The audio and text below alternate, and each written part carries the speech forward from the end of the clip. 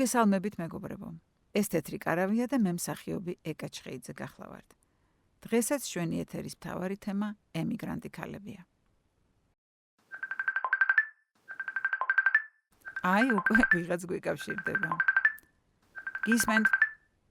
გისმენთ? გაგვეცანით თუ შეიძლება საიდან ხართ, რამდენი წლით ბრძანდებით?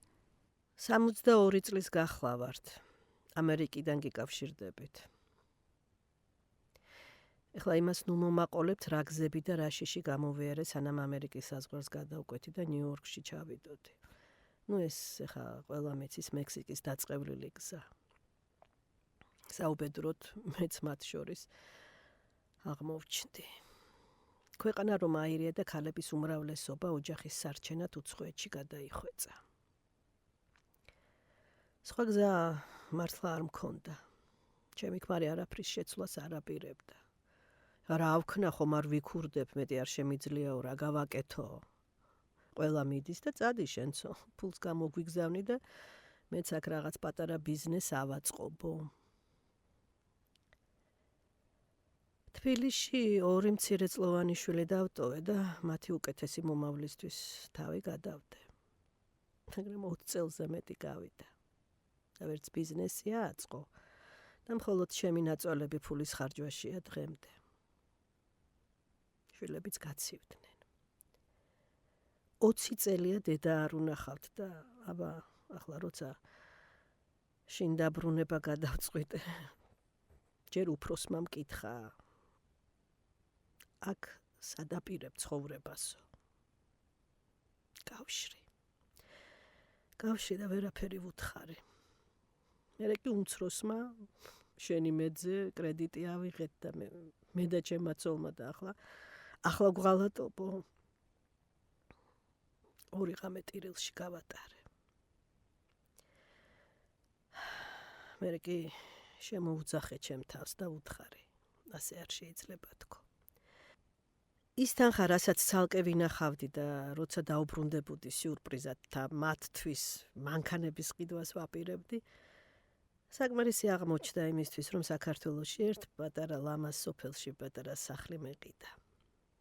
თავის კაი მოზრდილი მიწით. სიბერის გატარებას იქ ვაპირებ. ჯერ შრომის უნარიანი ვარ და იქაურობას 64-ად გადავაქცევ. არც წყენას დავიტოვებ. და დედათ თუ ვერ ვივარგე, რა ვიცი. კარგი ბებია მაინც ვიქნები. დიდი მადლობა. აი, ისევ ზარია. გისმენთ? პირდაპირ ეთერში ხართ. თქვენ პირდაპირ ეთერში ხართ. სახელი და ასაკიც თუ შეიძლება. მოგესალმებით მეგობრებო, მე მქვია ნინო და ვარ 53 წლის. მეც მინდა ჩემზე მოგიყვეთ.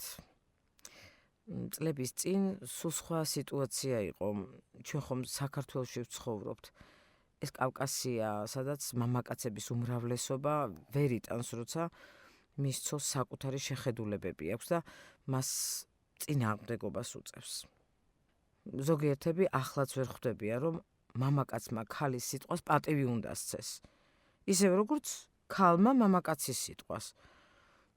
მხოლოდ ამ შემთხვევაში შეიძლება კარგი ოჯახის შექმნა და კარგი ურთიერთობების ჩამოყალიბება. ოჯახში პატივისცემა და სიყვარული ერთ დონეზე უნდა იყოს და როცა ერთმანეთის მიმართ პატივისცემა ქრება, ჩემი აზრით, არა მარტო სიყვარული, ყველაფერი მთავრდება. დიდი მადლობა. ძვირფასო მეგობრებო, ჩვენი საეთერო დრო ამოიწურა და მე ისევ ერთი კვირით გემშვიდობებით. მომავალ შეხვედრამდე. ველოდებით თქვენს წერილებს თეთრ კარავში.